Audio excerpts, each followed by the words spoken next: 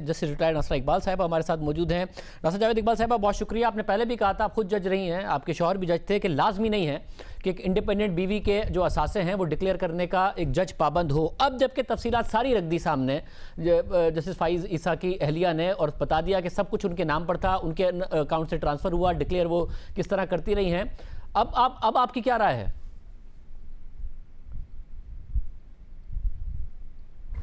अगर ये सारी बातें पहले पता कर लेते ना, डॉक्टर फरोग नसीम है ना प्रोसिक्यूटर, अगर ये रेफरेंस प्रेसिडेंट मूव करने से पहले तमाम तफ्तीश मुकम्मल कर लेते तो ये सूरत हाल ना आती। अब तो देखें ना, इसमें मेलफ आईडी की बात भी आ जाती है। तो ये जो है, ये हमारे लिए कोई अच्छा शगुन नहीं है कि जुडिशरी के बारे में कोई मेलफ आईडी की बात की जाए, क्योंकि ये हमेशा समझाया जाता है कि जुडिशरी एक ऐसा वो है सतून हमारी रियासत का जो शहरियों के तमाम हकूक की पासदारी करता है। तो उनके ऊपर इस तरह की कभी हर्फ नहीं आना चाहिए, ना अंगुशनुमाई होनी चाहिए।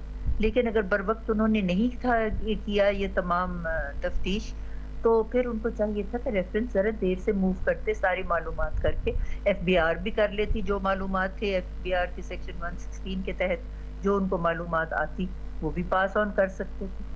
अब जो मालूमात आई हैं, अब क्या मामला एक इंडिपेंडेंट टैक्स पेयर का और टैक्स अथॉरिटी का FBI के दरमियान रह गया, और जो रेफरेंस का ग्राउंड था वो नहीं रह गया, या आपके ख्याल में भी है? इस हवाले से आप क्या कहेंगी? अगर ये सारी बातें जो हैं इस पे कोर्ट सेटिस्फाई हो जाता है तो मैं समझती हूँ फिर तो कुछ भी नहीं रहता, तो फिर वो रेफरेंस जो है वो फेल हो जाएगी।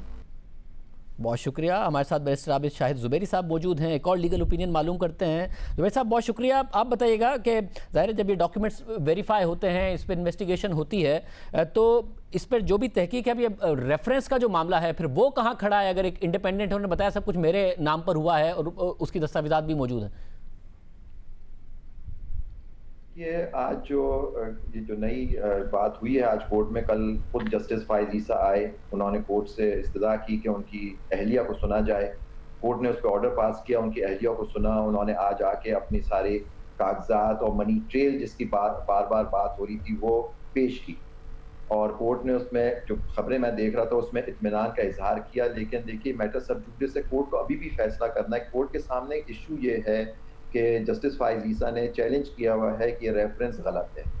अब कोर्ट ने ये फैसला करना है कि ये पटिशन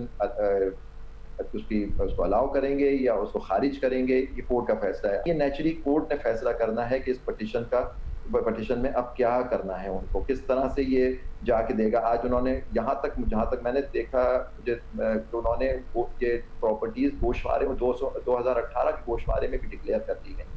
तो ये सब चीज़ें अगर ये सारी मनी ट्रेल और इस तरह से उन्होंने दे दी है, तो ये मुझे नहीं समझ आया कि ये रेफरेंस बनाते वक्त ये जो अगर ये डिक्लेयर्ड थी प्रॉपर्टी, तो ये इनकम टैक्स के लोगों को इनको बताना चाहिए था कि ये जी डिक्लेयर्ड है, ये तो उनको देखना होगा जी।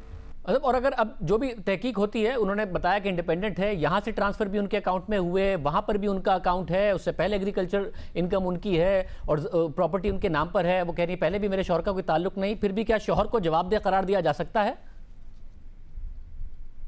नहीं दिया जा सकता शाहजेब साहब। आप खुद देखिए कि अगर ये बात आ जाती है कि वो इंडिपेंडेंट हैं, उनके अकाउंट से उससे पैसे गए थे, और ये उन्होंने एक जगह मैं देख रहा था, उसने कहा 2004 में शायद उन्होंने पहली दफ़ा प्रॉपर्टी ली थी, और ये उनके अकाउंट में पैसे थे, वो मनी ट्रेल और बैंकिंग ट्रांजैक्शन से हुआ, वो इंडिपेंडेंट थे, तो उसमें उनके मियाँ या उनके शौहर का की कोई जिम्मेदारी नहीं रह जाती।